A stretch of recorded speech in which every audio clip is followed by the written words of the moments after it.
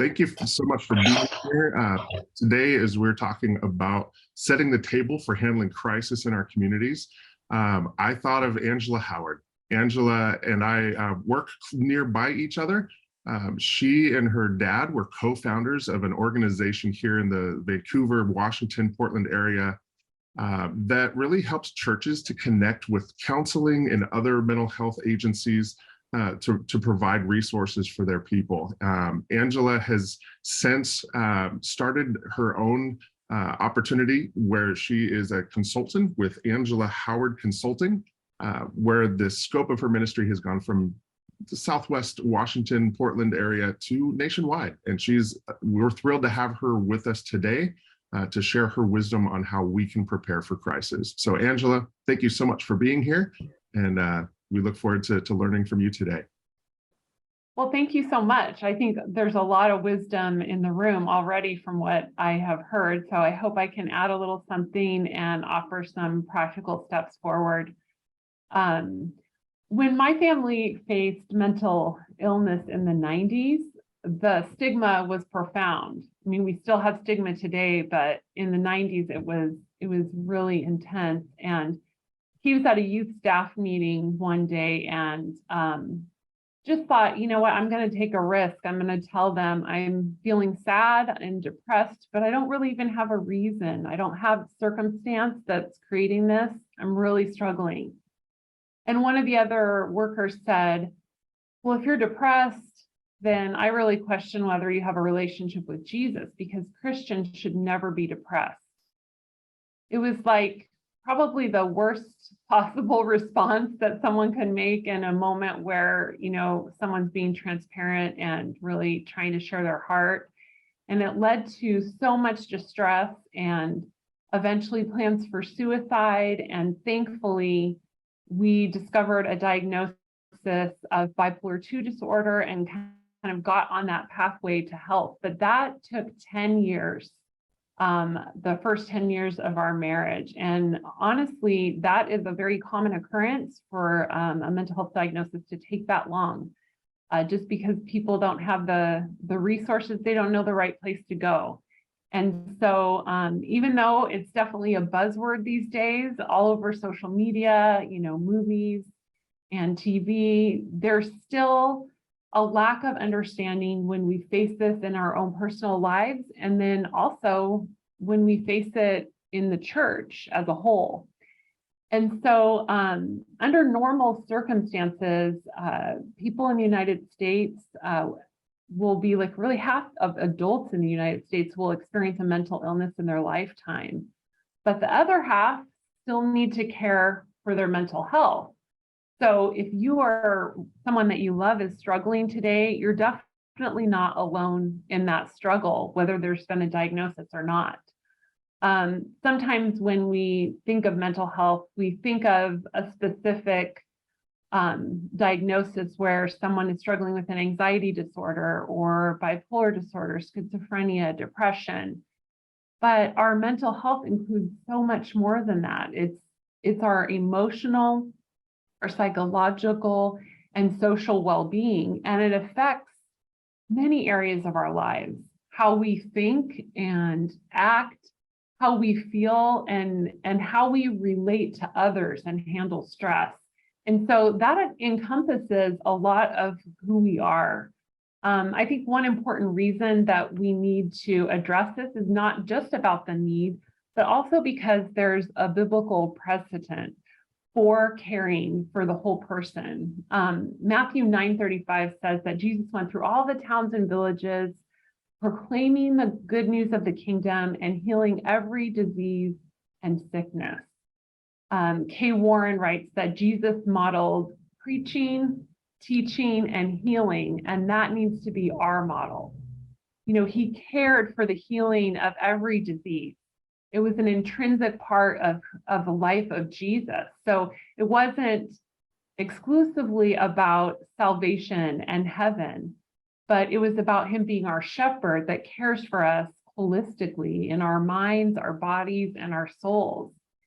And I don't know about you, but I tried as hard as I could to kind of compartmentalize those things in my life And it doesn't really work out, right? It's not how God created us, because our bodies record our trauma, our minds store them as memory, and our souls are impacted as well.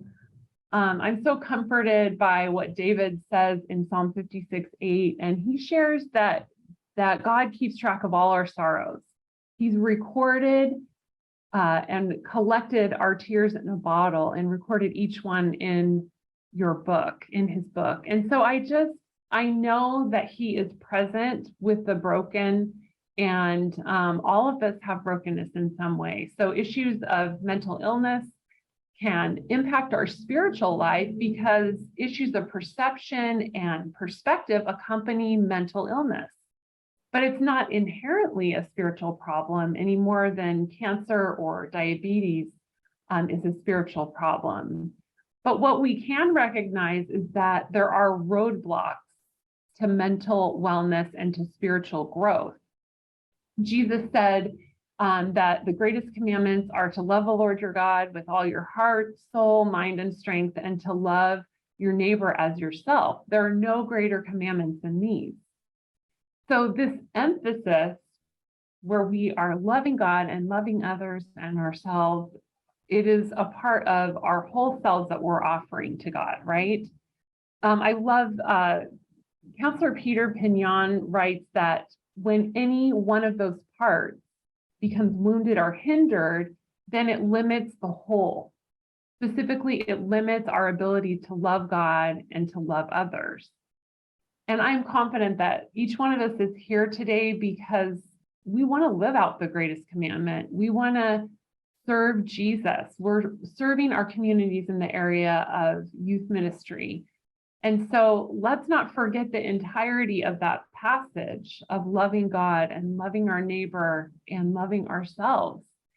And just to kind of break down the way that mental health struggles or mental illness can impact is that it's difficult to love yourself when your perspective is flawed due to depression. You don't have the perspective that you are fully loved by God. I know after my husband was treated just in the very beginning and he started the medication and it was just like this light bulb went on for him. Like God really loves me and I can love myself. And that was something that he had struggled with so much. It's difficult to love others when we're, so struggling with social anxiety that we can't even gather together in community. I don't know how many of you are seeing that in your youth groups, just those that normally would show up maybe because of the past few years aren't able to come due to that social anxiety. And, it's difficult to love God when we don't trust him due to trauma. So there's impacts of this that reverberate in our spiritual lives. And I just want to remind, I'm sure that all of you know this, but mental illness is not a choice. It's not something that anyone would ever choose. It's not a character flaw, but the great news is that it can be treated. Amy Simpson, I linked to her book in the notes, and I would really recommend it. It's called Troubled Minds. She says that when the church is silent to a person in crisis, it can sound remarkably like silence from God. When the church is silent to a person in crisis, it can sound remarkably like silence from God. And we don't want to be silent. We also don't want to minimize or use spiritual bypassing to kind of get through the awkward struggles that we sometimes face with people and maybe feel like we don't have the answers to. So an example of spiritual bypassing can be, just pray more, just get into a small group, just give everything to God, read your Bible, just trust God. And when those things are said in, a bubble, and that's all they're hearing from you, then it implies that maybe we should the reason this is happening is because we're not trying hard enough to be good enough for God. That maybe they should be doing more, and they're failing basically. But I know that there are times where God invites us, and really every day invites us into that quiet stillness of being with God instead of doing for him. So those platitudes or pat answers that are kind of easy to say when you've been in church culture for a while, aren't as helpful as we wish that they would be, because it does isolate people, and no one heals in isolation.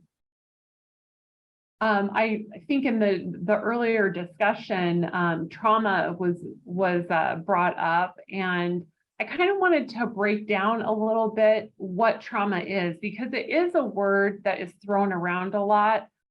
We can be traumatized if our favorite restaurant is closed. And we can also be traumatized for some actually impactful things. And so let's look at the difference between big T trauma and little t. According to the standard definitions, it is in a big T trauma an event that is a catalyst for a traumatic response. So it's generally related to something that's like a life, threatening event or situation. So this could be a natural disaster. We were just talking about the hurricanes that are happening in the South. This could be something like a serious car accident, a violent crime, or school shooting. All those things that you mentioned earlier are a part of a big T trauma. In addition, if someone is experiencing acute psychological trauma, such as like the death of a parent, or chronic ongoing trauma, like repeated abuse, then that also is big T trauma. So now that we have the big T, let's get to the little t. And the interesting thing about this is that whether it's big T or little t, there's still the same type of impact in someone's life, in their mental health. And so a little t trauma is not something that is life-threatening or of a violent nature, but it creates this significant distress in someone's life. It can be something like parents getting divorced, or losing a pet, or a breakup, getting bullied. This is all happening in probably every one of the churches that are represented here. And so these things don't threaten the life of the person, but they really do produce that trauma response. And ultimately, any event, I know that there's church trauma, so all of us can just, take a moment of silence for that. There's church trauma, right? That anything that causes distress or fear, and especially that sense of helplessness, qualifies as a trauma. So it can have this, wide-ranging effect on our mental and physical and emotional selves, and it can negatively impact how we relate to one another in relationships. We're created for relationships. So trauma is something that we can't ignore in the church. Traumatic stress, unfortunately, is also associated, as Dottie was talking about earlier, the risk of suicide, as well as anxiety and depression, and those co-occurring issues that we see with addiction, and maybe even something like an eating disorder. And so this is very impactful. Byron Keeler wrote this, that trauma influences us in 3 important areas: how we see and feel about ourselves, how we see and relate to others, and how we experience our relationship with God. So all 3 of those areas are pivotal to our quality of life and to enjoyment and fulfillment, living an abundant life as believers. So I know that some of that may be brand new to some of you and a review to some of you, but we want to make sure that we're coming from the same framework of what mental health and trauma is. So I want to talk to you guys personally about how you are caring for yourselves as leaders. You're hearing a lot of traumatic stories, and you may have your own traumatic stories that you haven't yet dealt with or are in the process of dealing with. So in the area of caring for yourself, I don't know, does anyone hate the term self-care? I kind of hate it. I feel like it doesn't really express what it means when we're to love ourselves as we love others. And so there were times where I thought, you know what, I am checking these boxes off. I go to the doctor, I get a massage if I'm hurting. I take care of myself when I'm sick. I don't do email on the weekends. Like, I'm checking off all the boxes, right? But, checking off a list isn't really caring for yourself. It's kind of just like going through the motions of things. And it's not really stewarding our bodies and stewarding the trauma or secondary trauma that we have experienced. And so you kind of have to delve a little bit deeper. And so I want to share with you a little of how we can go deeper than just those surface level, typical self-care things that people are like, take a hot bath. It's like, you know what? I feel just as bad. I'm out of the bath, like, I don't know, this isn't healthy. So first of all, secondary trauma involves you hearing firsthand trauma from someone who has experienced it. And so, when I look at that definition, I just think, secondary trauma is like equal to pastoral care. We hear all kinds of things, whether we're pastoring pastors or pastoring in our own churches. And so to care for ourselves, we need a knowledge of our own lives, not just simply like skip past the trauma that we experience or the difficulties or mental health struggles, but to really press into what does God have to say about this in my life? What is he trying to teach me? And what kind of impact is being made in my life because I live in this messy world, right? So it's being able to identify what we feel, how we have really experienced these different traumatic things, and like what that looks like in our lives as far as the impact. What is it that we value? And what can we do to care for ourselves? Sometimes we don't stop to ask those questions. And I also have this in the PDF that Phil is going to share with everybody at the end. But we need to also look at what we're doing in our lives that's really working for us on all levels. I am happy to say that I am in counseling right now. And one of the things that my counselor asked me is, what are the life-giving things that I do in my everyday life? And I'm telling you, I was stumped at first. And this was some months ago as we first, started. And I just couldn't really, I'm like, life-giving, I don't know, what do I really enjoy? I like to work, and I think anyone in ministry is going to find some fulfillment, of course, in your work, but there are other things in life that are really life-giving. And we need to kind of look at, is this something that edifies us? Or does it look like maybe kind of an escape for our lives? I know that that's probably, Netflix equals escape. Does it bring you joy? God created us to experience joy. Are the things in your lives just distracting you from really dealing with those inner struggles?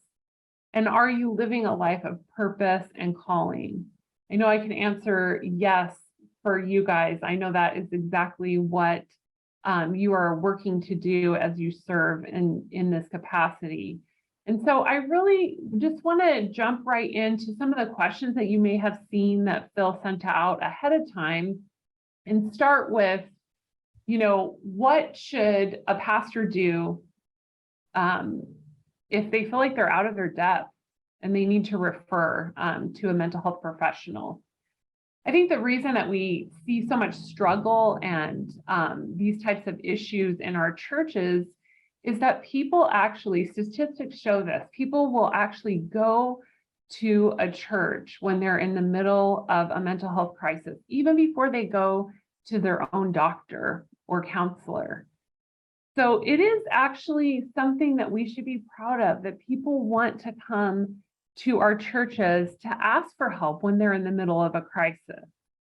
The question is, what are we able to do for them that is really ethical and offering a strong spiritual foundation for them? So if you're kind of questioning if you're out of your depth, then you're probably out of your depth. But I want to give you some practical questions to kind of go through, because we don't want to just refer to someone and not also continue the pastoral care. So for those of you that are even are pastors to pastors, and I've been in that role before, where you're caring for those who are, caring for their people in their congregation, this applies to them as well. So these are questions that you want to ask. First, to look at like the day-to-day functioning. Is the person able to care for themselves? Are they capable of making decisions or problem solving as you are in conversation with them? Are they having trouble just completing the daily tasks and responsibilities that we all have?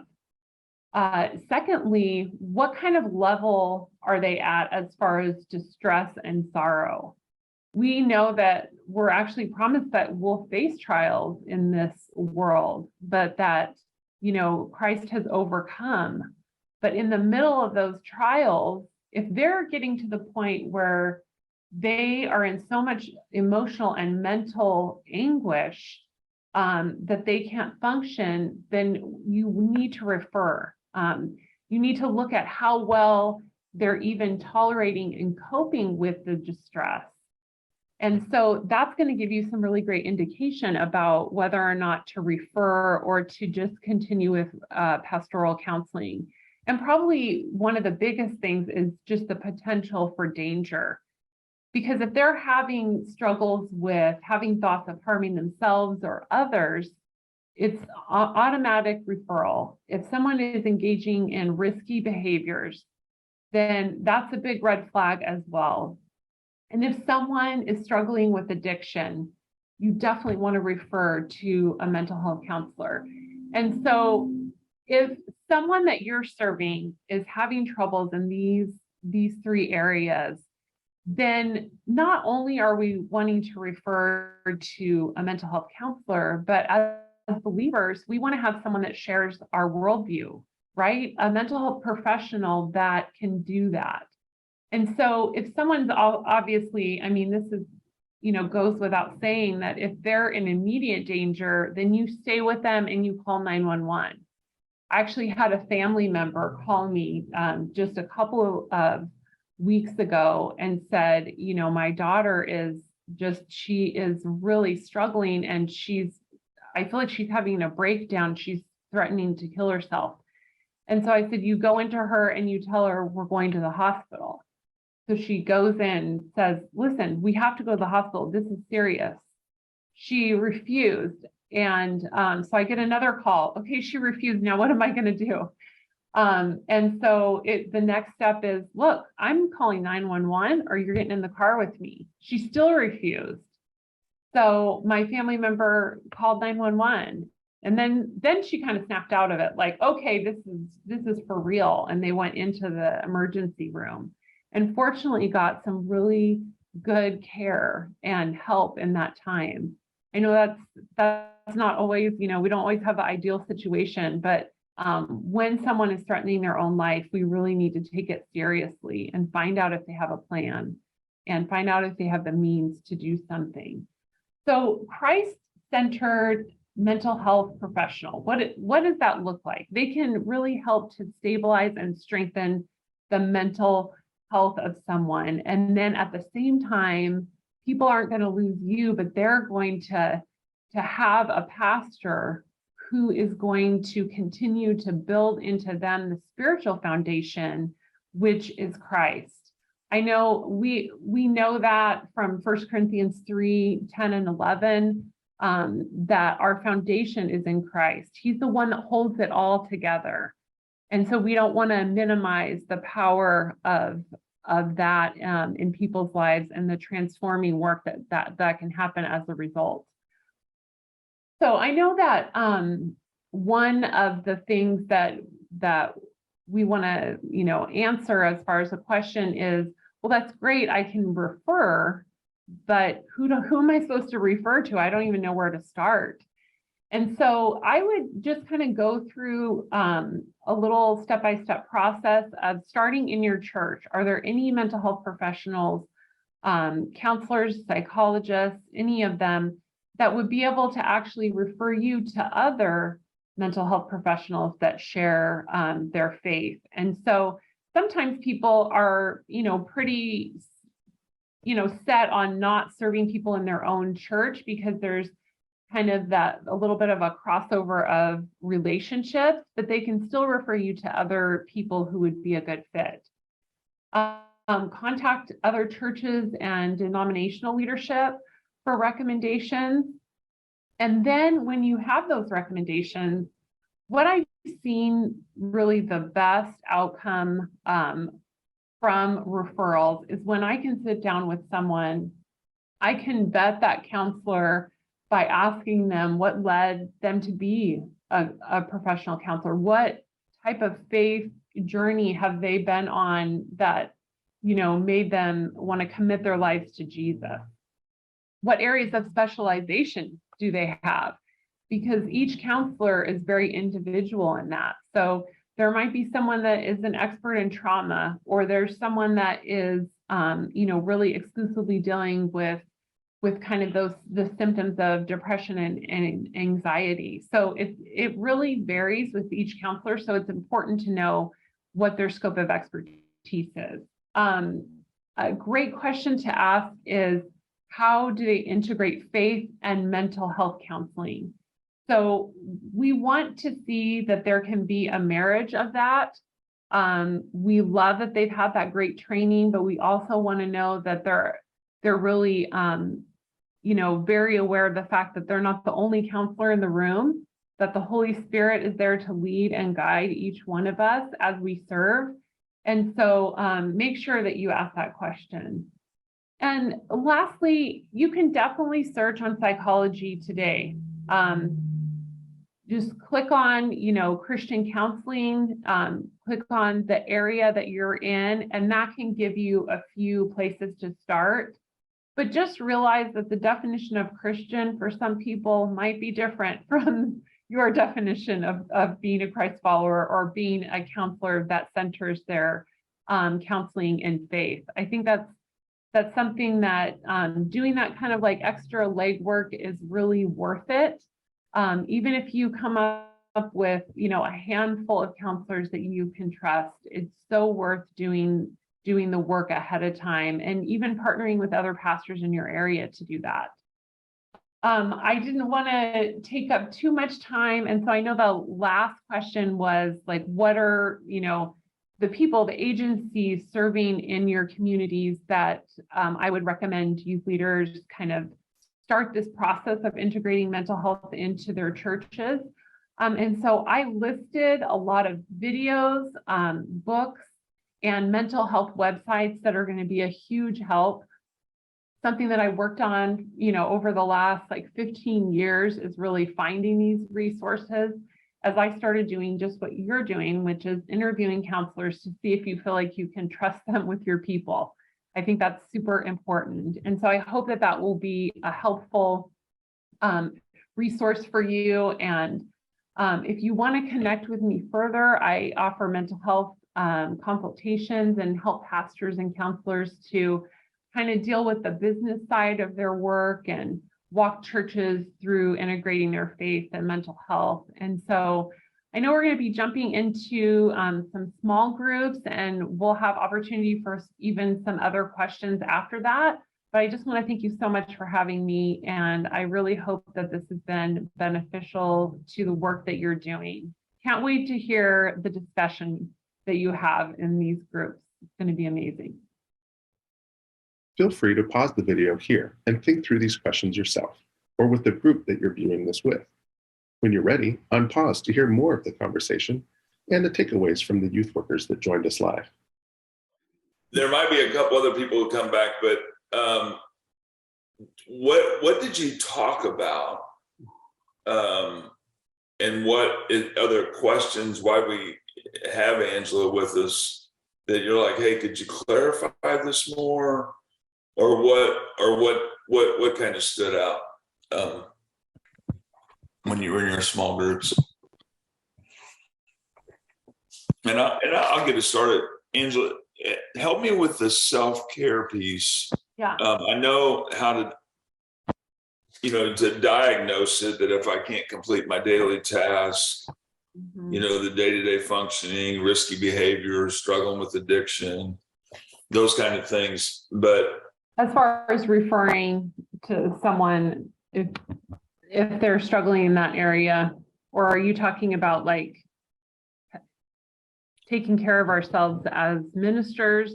Yeah, I think I'm talking more about that as pastors, leaders. So when crisis comes, yeah, we're able to enter into that room out of health. Yes. Rather than being absolutely, totally depleted, walking in and trying to deal with a crisis. But as you said, I don't do emails on the weekend. You said some of those kind of like right that you do, but that's not necessarily self-care. Yeah, I think it's like, good boundaries to have. Everyone will set that up a little differently, but as far as taking care of yourself, I mean, I think everybody should have a counselor, not necessarily because they have a diagnosis, but because, the word, in Proverbs talks about, many counselors, there's a lot of wisdom in the presence of many counselors. And so that's the Angela Howard version. That's not a direct quote, but I think that seeking out your own wellness and understanding that, hey, you've been through things where you need to process those, different church hurts or relationship things that have happened in your life. And it is hard, like you said, to enter a crisis with someone else when you're probably kind of like experiencing your own crisis all over again because of what's happening in the room. And so, taking care of yourself to me is, there's that list of questions that I mentioned about like really identifying your feelings and the impact of what's going on, but also, seeking out your own, professional mental health counselor, I think is really wise. And that can be hard to do in your community, maybe your city, because it's like, if everyone kind of knows everyone, you want a little more anonymity than that. But I was just sharing with our small group that reaching, out and being able to do it over Zoom even is better than nothing. So you can, see anyone in your state because they're licensed mental health counselors in their state, and multiple counselors that I know. And then just across the board, hearing that people are getting licenses in a lot of different states so that they can provide help. Yeah, I mean, I definitely have recommendations of people who work with ministers. And so I could, recommend for Washington, but also if you wanted to do a consultation with me, we could kind of come up with a plan for making sure that your people that you're serving have people that actually have a passion to work for, to work with ministers.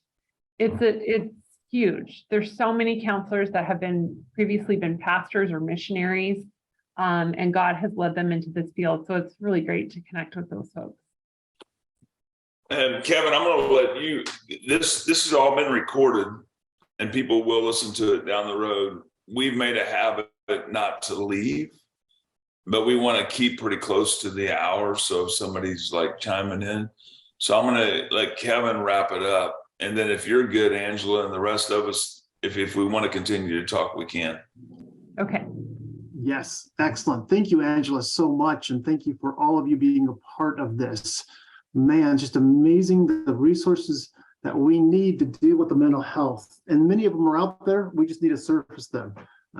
John and Dottie were showing me books that they're in their local areas of mental health resources. And I'm like, I want one, please. So what we will do, we'll drop in the kind of a follow-up information PDF. Phil, if you got that into the chat room, and then it'll be with the follow-up email that we always send up afterwards. And just saying, so thankful for you, thankful for that. I want to say our next network conversation is dealing with crisis from a different perspective. We dealt with the more personal dealing with trauma and loss, and we'll look at how to create a plan for your community so youth leaders can be prepared when something happens like a school shooting, when something happens like Hurricane Ian comes down, how to deal with the big stuff in your community, because it's not a matter of if, it's a matter of when. So along those lines, we also have free refills. That's talking with the person that we'll be dealing with, Jerry Major. He will be sharing with us, and he just does an awesome job being aware and prepared when it comes to crisis in your community. As well, you'll get the follow-up email coming up soon. And if you've got network leaders in your area that need to be trained, we've got a training coming up on October 27th. But yet again, the follow-up is going to get all that information because I just gave you a fire hose. But what we need to do is give it all succinct. And so you get what you get. And you have all those resources available, as well as Angela's will be in there too. So thank you. Let me pray for us all, and I'll then have us head out. God, thank you for Angela. Thank you for those who connect and care for us, care for our souls, and help us. Help us, Lord, to know when to refer, when to deal with our own issues, when to help the teenagers and the stuff that they're dealing with. God, give us your wisdom, your strength. And I appreciate you so much as you help us to lead others. Amen. And thanks for viewing this network conversation, brought to you by the National Network of Youth Ministries. We hope it helps you to set the table for unity and further conversations with other youth leaders. Any shared links are in the comment section on NNYM's YouTube channel. While you're there, feel free to like and subscribe. If you want to join our next conversation or training, you can find upcoming live events on our Eventbrite page. You can also connect to a local network leader at nnym.org. We're here because we are better together.